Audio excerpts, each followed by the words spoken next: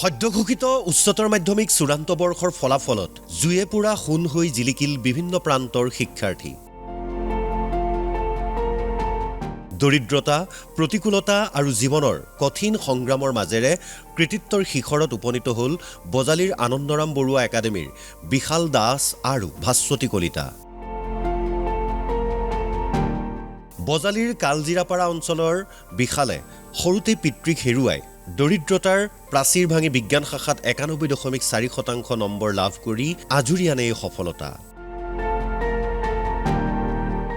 বজালীৰেই কাহাৰপাৰাৰ আৰ্থিক দিনতাকো নেওচি বিজ্ঞান শাখাত 87% নম্বৰ লাভ কৰি গৌৰৱ কঢ়িয়ালে ভাস্বতীয়ে।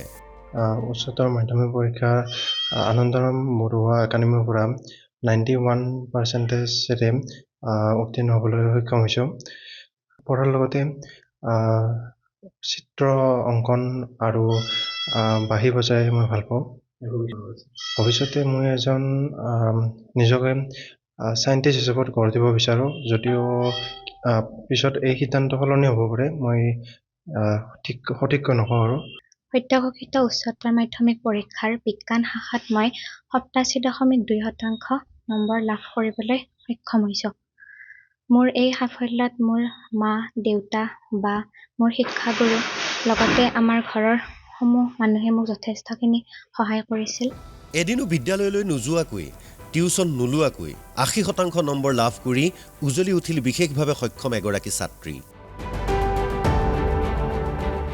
ফকীৰগঞ্জৰ আমবাৰী গাঁৱৰ আয়েশা ছিদ্দিকাই দুটা বিষয়ত লেটাৰসহ 80% নম্বৰ লাভ কৰি উচ্চতৰ মাধ্যমিকত উত্তীৰ্ণ হৈ অঞ্চলটোলৈ কঢ়িয়াই আনিলে গৌৰৱ। পিতৃ বিশেষভাৱে সক্ষম হোৱাৰ লগতে আৰ্থিক অনাটনৰ মাজতেই পঢ়া শুনা কৰি সুখ্যাতিৰে উত্তীৰ্ণ হৈছে আয়েশা ছিদ্দিকী।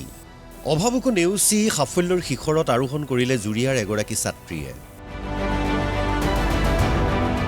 অভাৱে যে কেতিয়াও আকাশ চোৱাৰ সপোন চুৰমাৰ কৰিব নোৱাৰে, তাকেই প্ৰমাণ কৰি দেখুৱালে ঋন্মী ভৌমিকে। উচ্চতৰ মাধ্যমিকৰ কলা শাখাত 90.2% নম্বৰ লাভ কৰি সফলতা আজুৰি আনে ঋন্মীয়ে। নিজৰ পঢ়া শুনাৰ খৰচ উলিওৱাৰ বাবে আনক টিউচন কৰিছিল ঋন্মীয়ে। হাজাৰ অভাৱক জয় কৰাৰ পাছত ঋন্মীৰ চকুত এয়া প্ৰাপ্তিৰ চকুলো।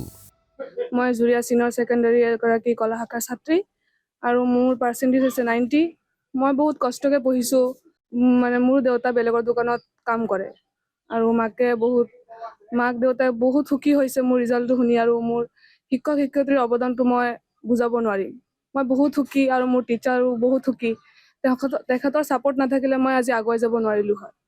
তেখেতৰ বহুত ছাপোৰ্ট আছে মোৰ কাৰণে, আৰু মোৰ বিশেষকৈ আলামিন ছাৰ যি এডুকেশ্যনৰ টিচাৰ হয়, তেখেতৰো অৱদান বহুত। ৰাতি 9টা-10টালৈকে মোক ঘৰত আহিও বুজাই থৈ পঢ়াই থৈ গৈছে। Bureau report, Assam live 24।